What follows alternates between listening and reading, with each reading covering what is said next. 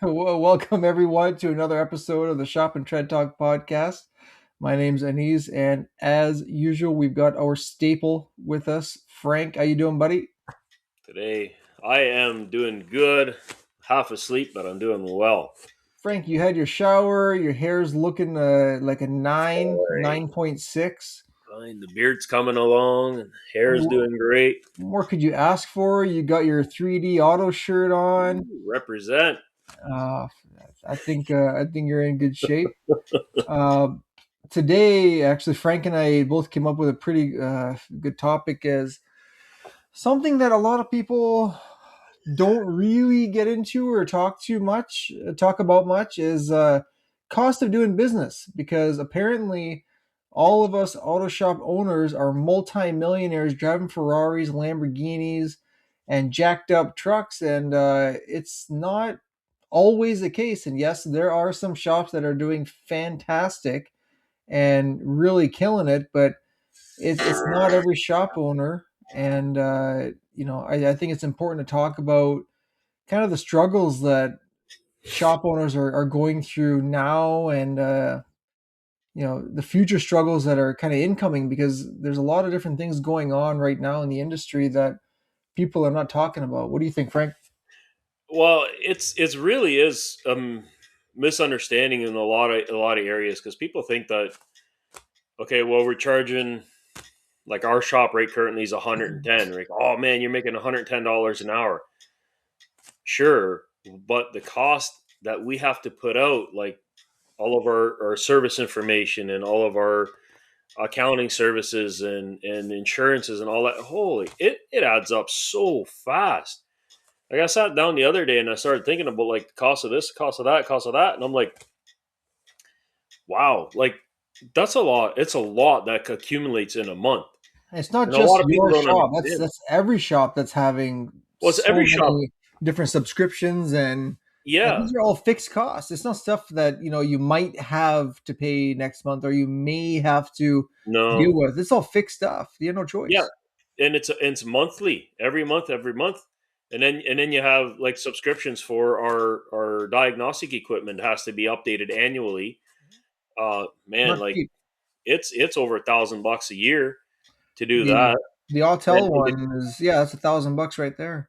yeah, and if you have more than one, right, then you have to do every single one. It's constantly adding more and more, and so it just yeah, it really adds up when you start thinking of it that way, and when you have a lot of people talking, oh, mobile mechanics, right? They still have that too. They For don't sure. have the physical location that they have to pay for, but they still have all of the subscriptions and all of that stuff that They comes still along. have to, I'd say they should have insurance, and they're all going to have subscriptions. They're going to have a cost of repairing that vehicle that they're traveling all over the place to service, said vehicle. Yeah, Tools that they can use mobile. I mean, they may have a portable air compressor. I mean, there's all kinds of things, but it's unfair for someone to kind of walk into a shop without knowing the whole situation, saying, "Hey, well, these guys are charging $110 an hour. Man, they're banking." I mean, yeah, without really knowing the backstory and stuff, it's not like no one's digging gold every morning. I mean, it's all a hustle every single day. and then when we have our lovely government that takes their share of it yet Oh too. God, Oh man, payroll is stupid. Like first of all, payroll is expensive as it is, and then you got all the source deductions that come on top payroll of that. Yeah. taxes on the 15th every single month. Oh my gosh, and it's like goodness, like how much more do they want to take from us? And then of course, the more you earn, the more you got to give. It's a vicious cycle. And HST end of the month. I just Yeah, got my accountant just sent me what my HST is. I got to pay for last month, and I'm like, geez. She's like, yeah, well, you had a good month. I'm like, yeah, I did, but damn. yeah. And then you wonder where the heck did the money go? And it's like, oh, it's sitting there in that new machine that you bought. That's where that money went. Yeah, yeah. So Dang it. I was talking to we were talking last week, and I got a customer in with a Subaru, and it has the new. Oh, I shouldn't say new. It's not very new, but it's got the YF1234 air conditioning. Well, that's what. Anyways, it's Y1234. Yeah. So, is a really good customer, and I got tired of saying no to a lot of people that are coming in. They've got that system, and then I have to send them off, or I have to sublet it, and it was getting to the point where I was starting to turn away a lot of customers every week. So I said, you know what, screw it, I need to make a decision. So I ended up getting a good customer in where there was some pretty decent profit in the job that I can at least justify. Okay, this machine that we're looking at, there was one that was 6 grand, then there's one for seven, and doing a lot of research myself and seeing kind of which one makes sense and consulting. I talked to you, Frank, and got your input, and I talked to a couple other people. Ended up getting the Ecotechnic, which is basically a snap-on machine. And by the time I was all said and done with adapters and buying a $750 tank, which is the YF refrigerant, Yep. you Yep. know, by the time I was all said and done, it's $10,000. Bam, one shot. Last year we ended up buying, I think, 2 or 3 tanks of the YF refrigerant, and I think 6 tanks of the 134A. We didn't go through all of it, but damn, that was a hefty bill just buying the Freon. Goodness. Yeah. But Luckily, the job that I did, I think we ended up doing breaks and stuff like that. So, like the gross profit in that job was about 1,000, 1,500 bucks with replacing the compressor and recharge, and we did breaks and a couple other little things on there. So in my mind, I was like, the reason I was doing getting this job is because I've got the machine now. So not that I can take 1,500 off the machine, but at least yeah, there's something that I can say, okay, fine, I got the machine, so I've got an immediate job from it. So just helps justify it. No, I get yeah, it. it didn't burn as much, and I got a sign going up tomorrow morning, actually, the big React sign, for AC service. So hopefully I Okay. can try and pull in a few more jobs. And I've got another car. It's a 2021 Kia Forte coming in that has a AC issue. So again, that's going to be a YF, I'm sure. Okay. So again, as you know, Frank, when times change, we have to keep going with the times, and it comes down to us having to purchase different equipment, scan tools, and again, going back to cost of doing business. Like, did I have to buy it? No, not really. But if I wanted to keep subletting it and somebody else making the money, and I'm just skimming a little bit off the top there, then it is what it is. But if I want to actually be able to service these vehicles properly and have my customers coming to me and not having to be sent off to another place or thinking in the back of the mind, like, this guy does all my repairs. Now I have to go somewhere else for AC because he doesn't have the machine, and he's going to send it to some other place. I might as well just go somewhere that can just do everything. So that's what a lot of places or a lot of people are saying, that they just want to go to one place, get their car fixed, and that's it, done. Tires, brakes, suspension, AC, whatever I need. I don't want to go to multiple places because they want to create that relationship with one place, Exactly. right? That was the reason why, like with the AC, I bought equipment to do that. I think 2 3 years ago already, Yeah. and I was the second shop in our town to be able to do the YF refrigerant, and it's already paid for itself. Oh yeah. And the people come up and say, "Oh, you do that? Yeah, I do that Freon. I do that refrigerant." Damn cold, And compared to the R134. what's that? I find it to be ridiculously colder, like the refrigerant. Again, I don't know if that's the right way to say it, but Oh, I I see what you noticed mean. like it It is freezing in comparison. I mean, yeah, like it's fresh Freon and all that stuff, so it will make a big difference. Generally, it all kind of goes to the same temperature or whatever, but yeah, it runs different pressures for sure. 'Cause I did It'll an run different. R134 a few days prior to this, and again, it was I think it was a Honda Civic. We put a new compressor with. R134, and I was like, "Yep, this is nice and cold." But then we did the Subaru, and I'm like, "Holy, like Yeah. I gotta warn Well, her maybe." well, some vehicles in general, they just are much colder than that. Like I had years ago, I remember this Crown Vic or something like that, and when I got the AC fixed on that, man, it pulled it down. I got this little thermometer I stick in the vent and read it, and it was 33 degrees Fahrenheit. Oh yeah, I'm like, it ain't gonna get much colder than that. It ain't gonna work. So it was cold. I had I had a customer come in today. Was actually sent to us by another garage that doesn't really do AC. So they were sent to us because it was a 2017 Tucson, and he had just bought the car from there, and he said the AC's not cold. So I got the car in, I sat in, I started up, turned the AC on. Freaking thing was ice cold, and I'm like, can't get much colder than this. So I talked to the guy. I was like, "What did you drive before?" And he's like, "I drove a 2008 Honda Civic." And I'm like, "Okay." So it's a complete different vehicle for one. And I was like, "Was your AC working in your other vehicle?" He was like, "No, it never worked." I'm like, "Okay." No, So now you've got a complete different vehicle, and this may not be as cold as you think it should be, but this is freezing. yeah, So he's like, "It's not very cold." So at that point, I was getting a bit irritated because I'm like, "It's cold, dude." So David has one of those thermometers where I guess you can point it right at the vent yep, and it'll show you the temperature. infrared, yep. Infrared, yeah, sorry, thank you, Frank. Infrared, and David cranked it all the way to cold, put it on the highest setting. He's like, "Well, let's let this run for a minute." Let it run for a minute, and he's like, asked the customer, "Would you like Fahrenheit or Celsius?" So he said Celsius. It was like -7 Celsius. Holy cow!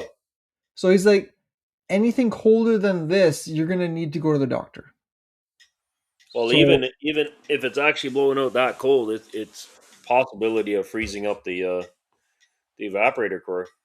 yeah, again, he was right up in there. I Yeah, mean, it so it cold it, it was regardless. cold. Like it was not like it's sitting there at 10 degrees or 11 degrees. Like it was cold. Well, as long as it wasn't getting so cold, like if a system is charged improperly, it can, or there's a blockage there, it can freeze up. It Mhm. can get real cold for a bit, and then it'll just slowly die off and quit working, Yep, but we and then it we quit. changed the temperature on it to Yeah, it warmed it up, and then it did change. Like the temperature yeah, went up. yeah, So it yeah, was all working fine, but again, we had to educate the customer because they're not used to having a vehicle with very good working AC, working cruise control. So when customers that are accustomed to having these older vehicles that 95% of the high tech, and I use air quotes if anyone's watching, not watching, high tech features like cruise control don't work on their vehicles, and then they get this 2017 or 2020 vehicle, it's got all these features, they don't know how the hell to use them, and automatically it's like, well, the dealer sold me a crap box, the AC doesn't work because I've never had AC, but man, when I sit in there, I need a jacket, I want it to be that cold. So a lot of the times, like today, what I we had to do is educate the customer on these different features because he's like, "Yeah, I've never had this stuff." I'm like, "That's fine, but you can't blame the dealer that they sold you a car that the AC doesn't work, and then he's saying his tire pressure's low." And so, we checked the tire pressure, and it was down by 1 pound. So he's like, "I know, but I check it every single morning." yeah. Well, tire pressure is irrelevant because it'll change just from driving it or from Oh yeah, one side pointing at the sun and one side not. So, you can drive but it out of in the wintertime, drive it out of a heated garage and go down the road, and your tire pressure is going to fluctuate up and down. well, and it's for reasons like that why we have to have service information. Because if a customer comes up and says, "Hey, you know what? My AC isn't cold enough," you can pull up the service information, and And a lot of them will actually tell you, like it'll go through the whole description of how the system works, and if it doesn't reach a certain temperature, then such and such. Um, and without that, if we don't have that, we're kind of playing it by uh, our experience over the years, right? Yep. But if you haven't worked on that particular vehicle very much, then you really rely on that. Like I worked on a Dodge, like a Ram Eco Diesel, 3 liter Eco Diesel today, and I normally don't work on diesel vehicles, but it was Yeah, I just like know. you know turbo not working, had some engine lights on and a traction light on, stuff like scan it. Well, it had turbo boost temperature sensor codes. Yeah. I have no clue where to even look on this stupid thing. So I'm trying to figure it out. I kind of had an idea, so I messaged my buddy who works at Chrysler, and I'm like, "Hey, I'm coming up with this code. Where is this sensor?" So he sent me a picture. He said, "This is where that sensor should be." I said, "Okay, I'm at the right sensor. I thought I had it." And then I'm looking at the wiring diagram. I'm like, okay, that wiring diagram matches. So now I was able to put two and two together. Say, okay, that wiring diagram that I already had Yep. matches the color of this sensor. Now I can go and I can do my testing. So I'll unplug the computer and But see, you got the service but information. I had the service information so I could get all that because if I wouldn't have had that, I would have been completely flying in the dark, right? I had a scanner that was capable of reading a code. Yep. Okay. I had service information, very vague service information that gave me the wiring diagram, the colors of the wiring diagram, and I had knowledge to say, hey, a sensor should give me such and such similar whatever reading, right? Yep. So I was able to do that. And with all of that information, I was able to come to a conclusion, say, hey, we've got a bad sensor, order a new sensor, put it in, fix the problem. But had I not had service information, had I not had a capable scan tool, And completely have lost. access to your buddy that Access to can my help. buddy who now I owe wings to, and I will make good on that next week. But So this is what I mean. All this is baked into your hourly rate, it which a has to lot of be, yeah. people don't understand. It, And the wings is also going to be baked into my hourly rate yes, because that you're. will be a shop expense when I go out for wings. I was gonna say, chicken wings are costing you a lot of money this year. It's unreal. Yeah. We'll get It into that in a bit, but but if you think about it, like your labor rate's 110. You start taking out the expenses for, you got identifix, and then you've got a portion every month, I guess you could say, of your scan tool update, which is X yeah. amount of dollars for the year. You take that little bit out, and then you start taking all these other little subscriptions, TechNet and this and this and that, Mhm. and then God forbid you got to pay your employees still. So Yeah. that's got to come out of the hour, and this has got to come out of the hour. And Frank, you don't need to get paid, right? So that's not going to come out. But people don't understand I haven't when, had a I haven't had a paycheck in 6 years. yeah, but you're sitting on millions. It's different, right, Frank? But Yeah, right here. exactly. So Leather couches. exactly. But what I'm saying is everything is coming out of that hourly rate. Hmm. And when we have to increase that rate from 110 to 125 or 149, there is a reason associated with that because the cost of doing business goes up every freaking year. If not, it's every year, it's every 6 months, something else comes up, or we need to upgrade a certain scan tool to be able to work on this next car. Yep. Or, like, remember I was telling you a few months ago, which I've never had to do, is we were working on that Volkswagen Jetta, and we were doing brakes on it because the damn thing was sitting, and he seized up all his brakes and rotors. So I had to get all the parts from Volkswagen because I don't Oh, screw with the pads from anywhere else for Volkswagen. So I got the pads really? from there. Yep, don't even get into that with me. But I got the rotors from good old CarQuest, which were bang on as usual. Got the pads from Volkswagen. We started doing the job. I got, I don't know how many scan tools to push back the electronic parking Hmm. brake. Plug that sucker in and got my tablet, and I'm like, all right, here we go. Let's get this job done. And boom, gateway access required. I'm like, I've never had to do this before. Yep. And for me, that's new because we've never had to. So I'm learning, and again, I'm not a mechanic, and my tech is saying this is all a lot of the newer things. Like he's heard about it, we've never had to do it. So Yep. now gateway access through Autel, it's saying you got to buy this token and this token. So I'm like, okay, let's just do it. So I think it was like $15 or $7 or $10 or something. So I bought like four tokens. I was like, whatever, I'll use the other ones next time. But I followed the procedure, did everything, paid my dues. And again, I didn't pass it on to the customer because I didn't know. But it's fine. It was a good learning experience for me. But still, now I know if I get something like that, I'm going to pass it on to the customer, or they're going to be a little extra charge to do that vehicle because that is an extra cost and somebody has to pay, and the customer pays for everything. Well, I think in general, like I heard on a podcast last week, they're talking about that particular that kind of a thing, and like any vehicle that has electronic parking brake, it Yep. should be a different labor rate for The the rears. job Yeah. Oh yeah, I, because I do have like a different labor rate for it. after the electronic part is retracted, the rest of the job is the same, but it's that extra time that it takes to do that For sure. electronic portion of it. And like if you have something that screws up, like we had a Ford the other day, I forget what kind of Ford it was, and it retracted just fine. Everything went good, but when we went to go put it back together, Hmm. one of the connectors didn't seat all the way, and Uh, then we went to apply it. It applied one side, but not the other side.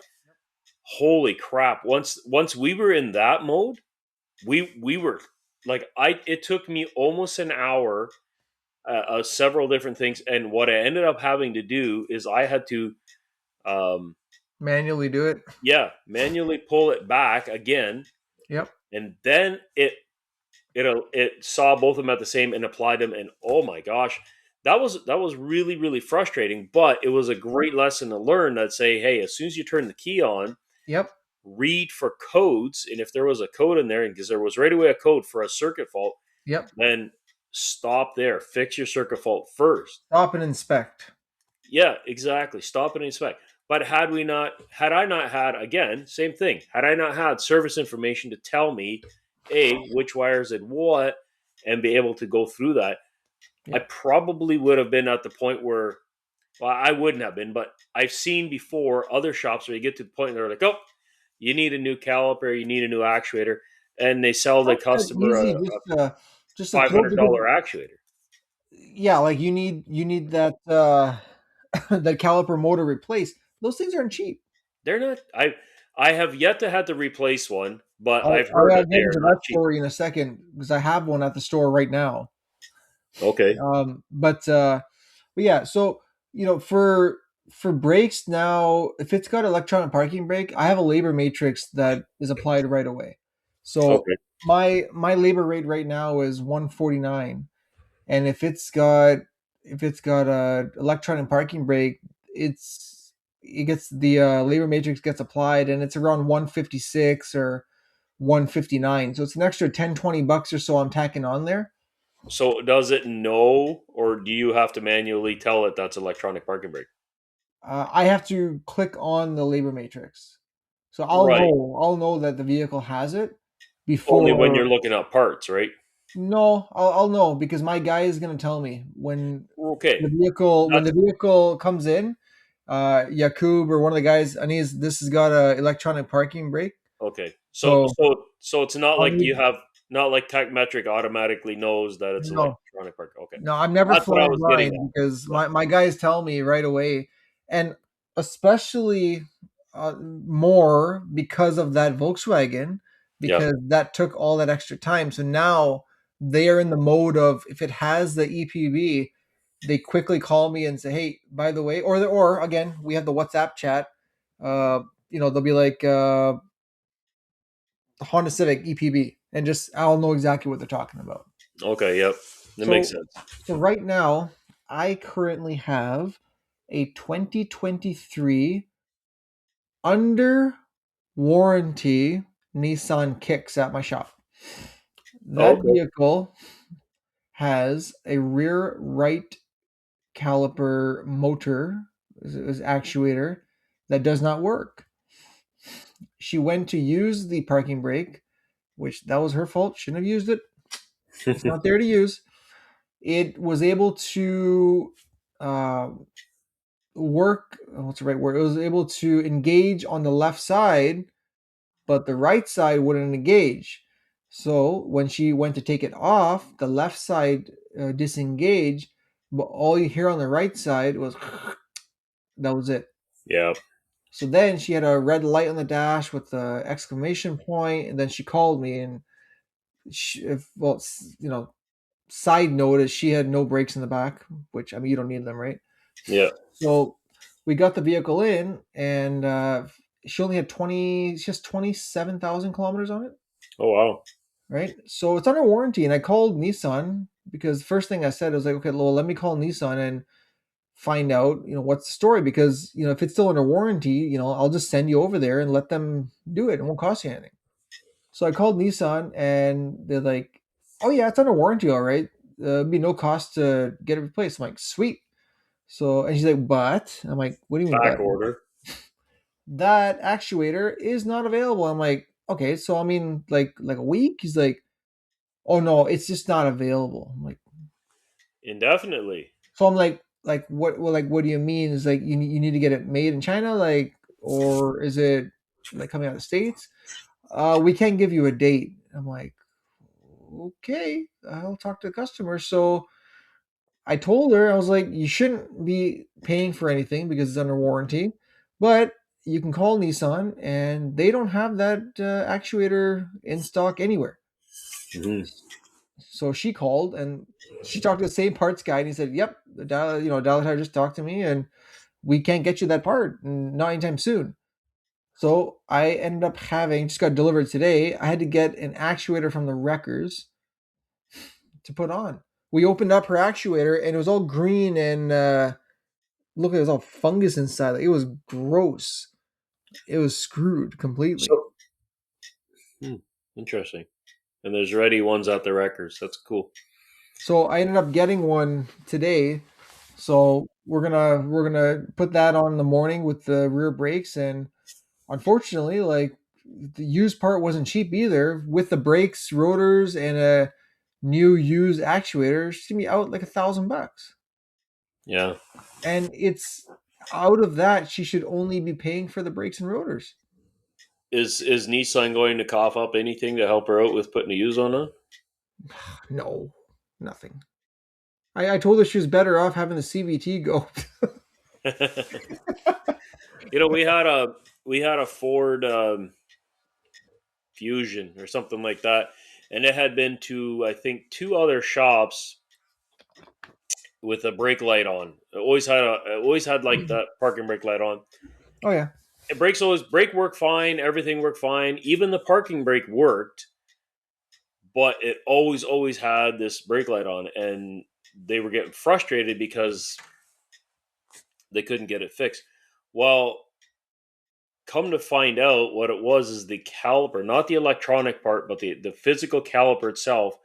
The spline inside was stripped, yep. so it would apply the parking brake, and it would recognize the parking brake was applied, but it actually wouldn't apply it fully on the right side, the left side, so the parking brake worked. Anyways, when we finally figured that out, we ended up replacing the caliper, put the old motor on it. Everything was good. Oh man, was that customer happy? And I'm like, how did no one else figure this out? But like again, I'm not a mechanic, but what I would have done is put the vehicle up, applied the parking brake, and then you spin one side, Yeah, and if that doesn't move, and the other side moves, then it the thing is, it was is just that enough not that like pretty much the right way to it was just charge? enough that it applied it that you wouldn't be able to tell that way. But if you applied more pressure to that wheel and Yeah, really tried to move it, yeah, then I bet you it would move yeah. because it's not grabbing it fully, right? Exactly. Yeah, it was a weird situation, but I was excited to find it and more ecstatic to fix it, and then the customer was just Customer for life. surprisingly, I've never seen him again. No, I've seen him once after that. They were so happy that you fixed it that they just don't know No, how to it just express fixed it. it so Frank, good that's it why. never had to come back. There you go. But this is all experience and reading service manuals and actually focusing and wanting to fix the vehicle the right way and not just guessing, right? And this again goes back to having the right information. If the right And information is not provided to you and if you're not paying to access it, then a lot of the times it's not easy to fix these vehicles because these new vehicles, they're getting more high tech by the day. Every year there's yeah, something new coming out where it blows my mind. I'm like, sorry, how many actuators are in this vehicle? Or and to there's be able to diagnose them properly is getting harder and harder every yeah, day. yeah. And shops that say they're master diagnosticians, okay, not to knock anyone that says they are, a lot of them may not be as advanced as they say they are. And a lot of the times is there's so much that you need to know on these. It's gonna take a minute. It's 10 this time.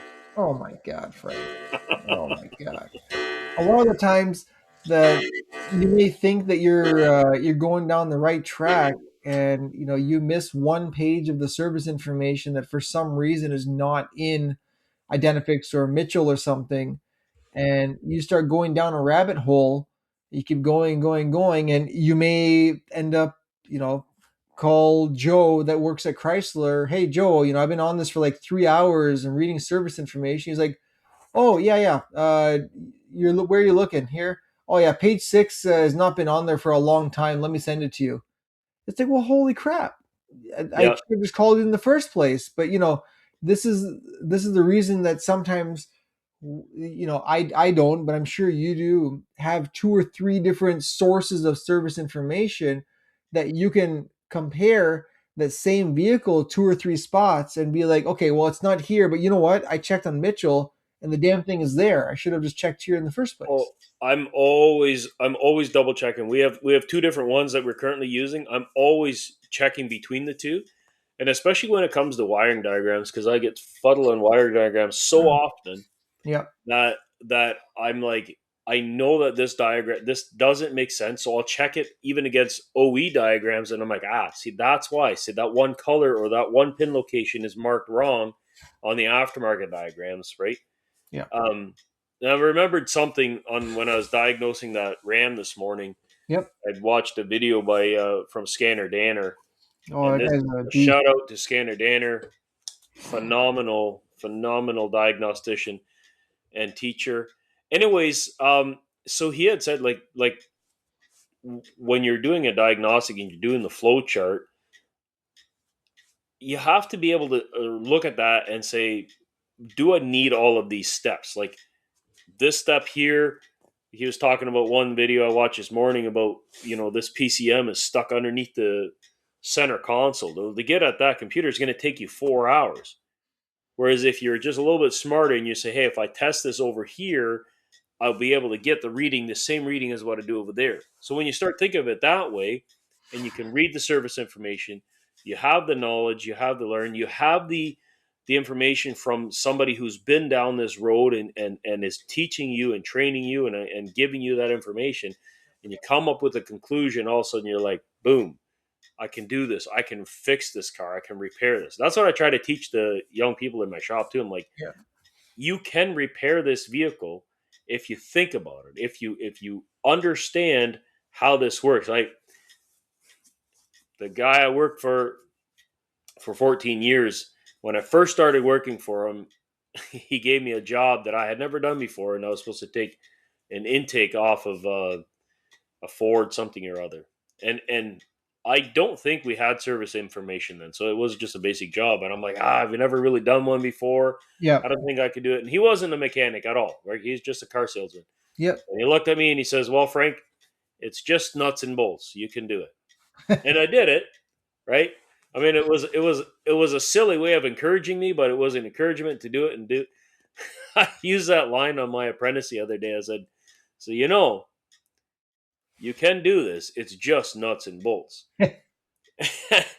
But in reality, when a job is frustrating and a job is hard, and if you're, it can be just, it's just wiring.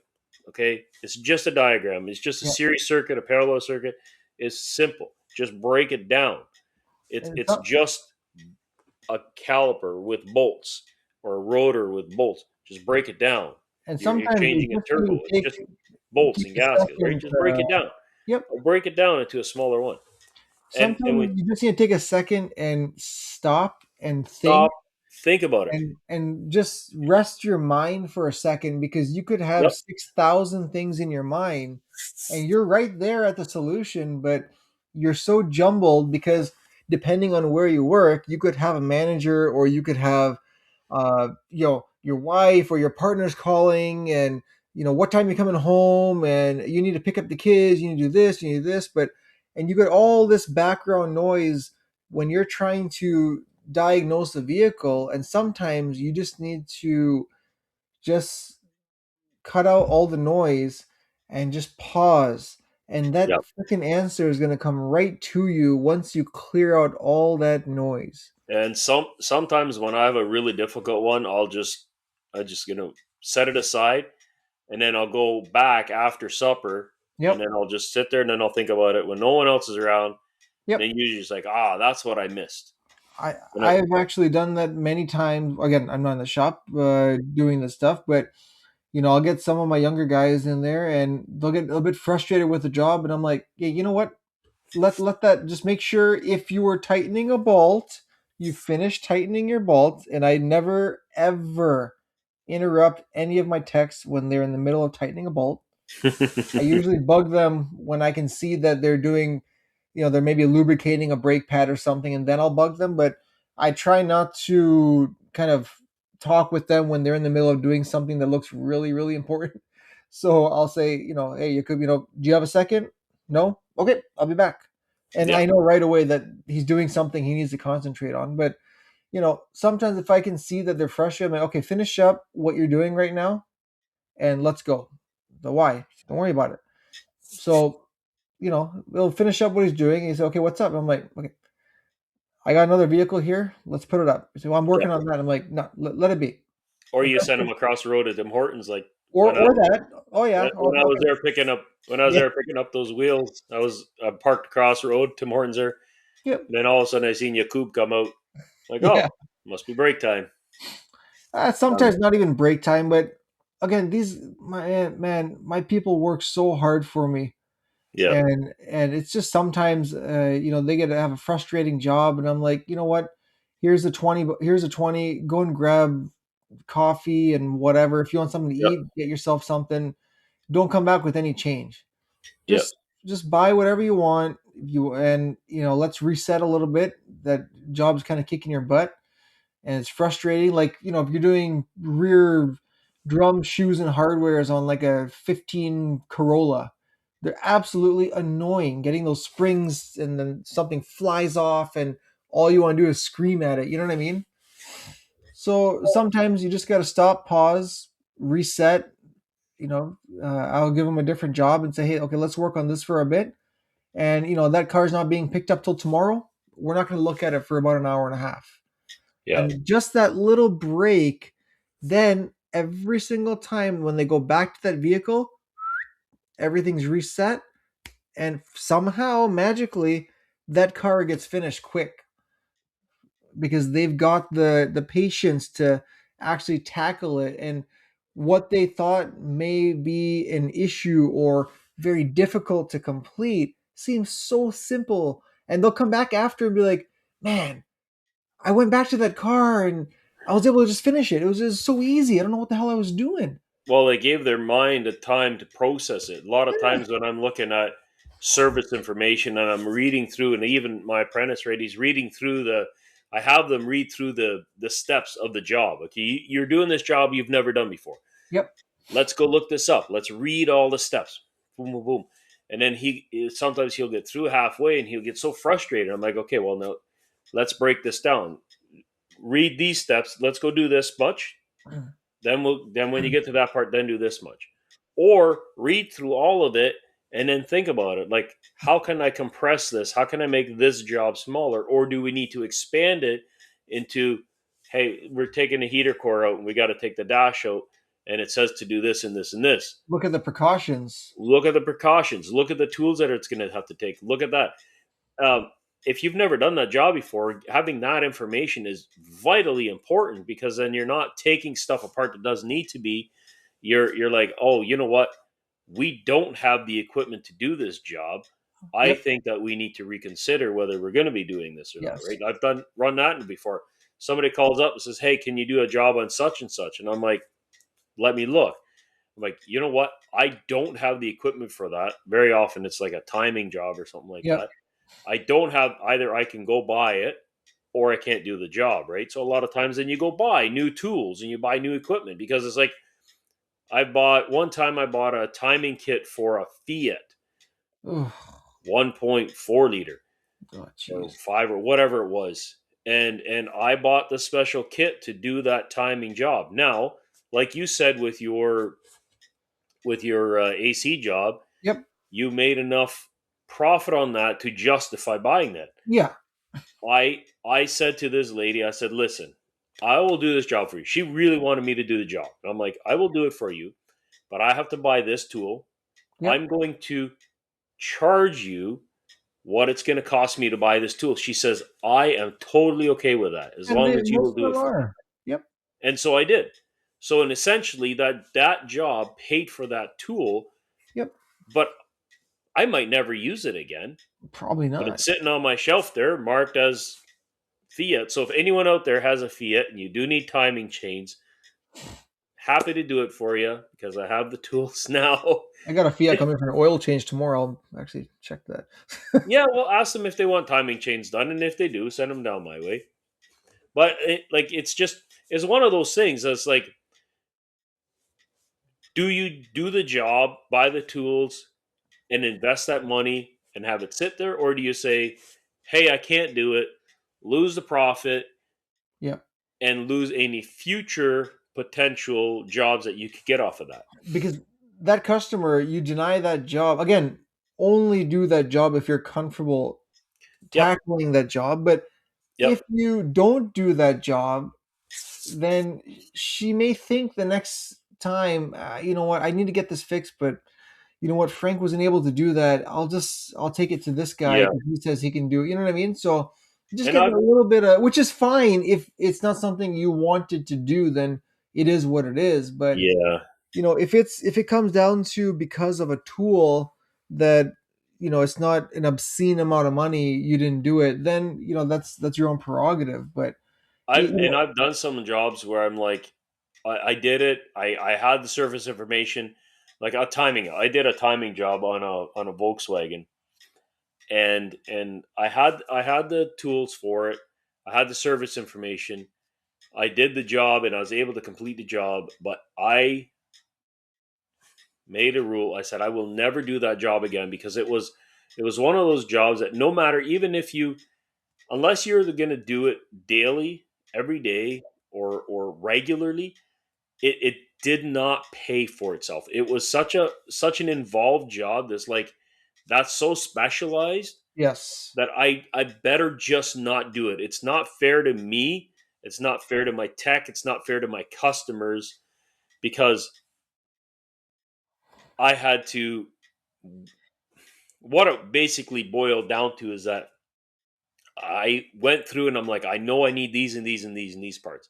When I Yep. got in there, and so, oh crap, I also need such and such. Now Yes. you had to That's, order it, yeah. wait another day. Now it's tying up my bay, And you right? have to tell the customer that, by And I the got, way, you need sorry, this, it's going to be this, another day. Sorry, it's going to be another day. And and you know it's what? going to be more money. And they're like, oh, And oh. that's not fair to them, right? Yeah. So then I'm like, you know what? I know that if I do it, I could probably do it for this kind of a money. And if you go take it to the dealer, it's probably going to be this much. But if you pay this much, you take it there and get it done. You know it'll be done. You know that they'll have all the parts and all that stuff. Just go and take there and let them do it. Yeah, Or somebody who specializes, especially in Volkswagen, right? But this is why I've learned over the years there's just certain things, regardless, even if I have the tools, even Yep. to have the service information, I'm better off saying no for the sake of the customer, right? That's the hardest thing, Frank, is It's so saying hard to do. no to, and there's a lot of coaching companies out there that Never say no, right? will say nope, say yes to everything, say yes to everybody. You can't say yes It's to everything because you're gonna end up looking like a jackass, yep. getting a vehicle that Hmm. comes in that you're saying yes, is now a good time, bring it right over, and the person brings the damn thing over, and you look at it and you're like, I don't know what to do with this. Then you're like, well, why the hell did you tell me to bring it over? You No, can't say yes to every car. You can tell them to drop it off, and we'll have a look when we and get a moment. That's see what we can different, do with it. Yep. and we will see if this is something we can tackle. But as soon as you say yes, we can fix it, they're expecting to bring that vehicle in for you to fix the damn thing. Yep. You know. Yeah. We And had. going back to what you were saying, well, your apprentice or your coworker was saying, we look at all the steps Hmm. and make sure that we have this, we have this, we have this. But if that service information was not available and you weren't paying that pretty penny for that, they're going to be depending on Frank to tell them what to do. Yep. And if Frank doesn't know, I don't know why I'm talking about you in third person, but if you didn't know about all these different steps, then what are you gonna do? You miss one step, you're screwed, Yep. right? So a lot of people don't understand that these labor rates cannot stay. Even I'm still telling you, Frank, you're gonna raise it. I'm sure you are, but even where you are right now, you have an awesome labor rate, but that's got to go up because there's so many costs, insurance. Yep. There's Which you, goes up almost like every 6 months. yeah. We get a I've renewal or a review, and the insurance is like, "Oh, you know what? We're just going to go up 10%." Like, perfect. Let's I go have up two. I 10%. have two dealer plates. So we've got, and Yep. then we've got the apartments in our properties. We have insurance for that, and then you got insurance for the garage, and then you've got this liability insurance, and then two Mhm. million here, and then it's never ending. Yep. You got pest control, and you've got like the Pest. amount of different subscriptions. You have Identifix, and then you've got like we've got Techmetric, which again, I'm not going to complain about that because that's done me well. That's a whole nother story. But Pest then, control can be fairly cheap. yeah, Just get a couple of cats. We or we had or you do that, you get a couple of cats. we had a problem with mice, and now there's cats around the shop. All we have to do is feed them, which I don't know what it's maybe $30 a month. Feed the cats, so it's Hmm, pretty cheap way of getting rid of mice. it's not a bad idea. It's a great, and if you want some, I've got a couple for you. I've got a trap. I can load them up. I'll bring them to you. The rats or the cats? Well, whatever you want. But probably the cats. I don't know if I can trap the rats. Oh But man, everything costs money, man. Everything is compiled, compounded, and it just all it works, but it's hard, right? Like you have to consider we had now we're talking about our advertising budget, right? yeah. What should our advertising budget be, or should we increase it? Like, where do we go with that? And if we advertise too much, then we're going to get too busy, maybe. If Yep. we don't advertise enough, and all of that costs, do we even advertise? Some people say, "Oh, I never advertise," right? And I I don't advertise much, very little, but you still got to count all that in there. Yeah. Well, If I started on the radio. Remember, I sent you the yeah, radio ad. I heard that. Yeah, I've So got. there's I think that's costing me 1,500, 2,000 bucks a month. Oh, wow. But I'm on there a lot, and I get customers telling me. I've got friends that are calling me. Oh, I just heard you on the radio, or Yep, my that's dad's cool. friends, or Yep. my texts when he goes to church. People at church. Oh man, Dave, we heard your shop was on the radio. We heard your shop's on the radio. Hmm. So again, even if two or three of those customers come in, just two or three a month, that pays for it. Yep. Yeah, we're just starting with the social media advertising. I've hired someone. They were down today getting everything set up. So in the next week or so, should be a bunch of social media content, video content flooding out, Yep. blogs, that kind of stuff, and just poof. So we'll see how that does. I don't know. If that doesn't fruit anything, then we won't do it. But if all of a sudden it's like, hey, that's generating revenue and that's whatever, Yeah. then let's continue. Let's go with If it. you can track and know that this customer came from that, and Yep. you see what that work order brought in, and then you see the gross profit on that compared to what you paid for Yep. doing that, then you can justify it. But like the subscriptions, like I got Moto Visuals, and Yep. that's $50 a month on top of my subscription for tech. And then there's all these other companies that call you that we can do this, we can do this, and it's only 50, it's only 80, it's only 90. But you add all this stuff together, $90 a month, that's $1,200 a year, and Yep. then you get hooked onto it, and then maybe you don't use it as proper function. This $1,200 gone.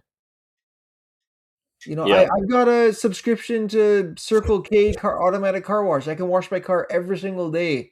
It's $80 a month. Oh, Okay. really? Oh yeah, it's really good actually. So I'll wash my car, Dad will wash his car. But if I Yep. don't end up washing it, let's say for 2 or 3 weeks, because I don't have time, that $80 was a waste. Hmm. But again, that is all baked into every dollar that we're trying to make every month. Because sometimes if I get a good customer in, I might take their car and go get it washed, and I won't even tell them. And they'll come pick up the car and like, man, my car looks clean. I was like, yeah, I went and washed it for you. Man, you could wash every customer's car then. I So I know could. there was That's a once a shop. day though. You can use it What's that? once a day. You can use it Oh, once a day. Yeah. once a day. Yeah, Okay. Yeah. There was a shop in town. That's what they did. Every car that like that a wash bay. Every car that came in got washed. Right. yeah, yeah. And Um. we could definitely do it, but that would all get baked into that Yeah. labor rate. So if I'm at 149, if I charge 189 or 190 or $190 an hour, sure I can do it. I Hmm. hire another guy. I could build a enclosed area off the side of the building, make it a wash bay, and have a guy every single car goes in and washes it. Yeah. But I have to justify that increase in the labor rate for that. So is it worth me doing that? And can I justify to the customer the reason we're 189 an hour now we're going to be washing your car every time it comes in. We'll do a light vacuum. We're going to give you a loaner car to go home and come, like all these things would be baked into it. We're not washing the cars. We're not giving loaner cars. So we're sticking with our current labor rate, but for some customers that are doing, if they're doing brakes or doing, a couple $1,000 worth of work, or even $1,000 or whatever, I'll send them home in an Uber at least. Yeah. And they appreciate that because for the 15 or $20, they get to go home and relax while we take care of their vehicle. And then sometimes I'll tell them, okay, it'll be ready around 2 o'clock. So I'm prepared to, call an Uber and get them back. And sometimes they'll just be like, oh, don't worry about it. I'm getting dropped off, or I'll just call an Uber because they're not expecting you to get them back. So Yeah. it's just these little things you do for customers that, again, a cost of doing business Cost that of doing business. It. I it have to constantly explain to some customers, like, why is your labor rate this much? And I'm like, unfortunately and fortunately, I pay my people well, and I have 3 kids, and I need to pay for this, and I got to pay for this, and insurance, and this, and this. So I'll start listing off a whole bunch of things, and that conversation just goes backwards, and like, oh yeah, that kind of makes sense. Yeah, a friend of mine, him and I were talking business one time, and he said that their business was operating at a 3% net profit. three. 3%. But now, mind you, it was a multi-million dollar company, Okay, yeah, but it was 3%. It's like he said, with the cost of whatever, it was a trucking company, and with the cost of what they were doing, they were like $1 million a week in fuel. So what there was, so all of these costs that they had, and at the end of the year, it was 3% was their net profit. And I'm like, damn, like that only 3%, It's a lot of but work. there's a lot of work. Now it was big money, so it was money, right? Like it was Yeah. worth it. But when you think of only 3%, so if you think of like let's say your and I business, let's say we do for round number, let's say 100,000 a year, and if we only did 3% net profit, that's Yeah. $3,000, Yeah. right? So we got to make money somewhere. We're not in this just for the fun. We No. do love our jobs, but we still got to make money, as everybody does with everyone. Every job, it's there to make money, right? 100%. And and Profit is not a dirty word.